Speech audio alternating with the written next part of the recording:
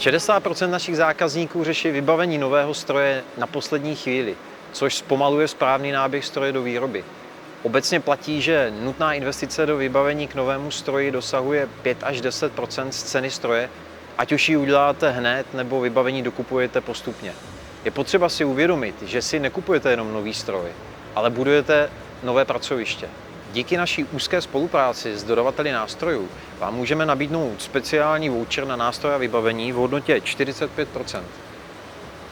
Fermat Voucher vám může prvotní investici snížit až o polovinu a váš budget na nástroje může být součástí dodávky stroje nebo si ho vytipujete během montáže stroje podle vaší aktuální situace.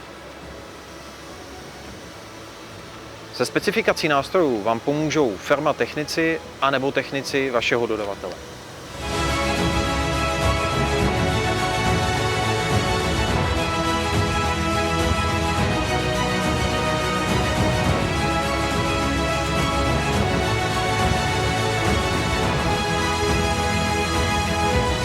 Fermat Voucher vám ušetří nejen peníze, ale hlavně vám pomůže vytvořit časový prostor, který potom můžete investovat do zefektivnění vaší výroby na novém stroji.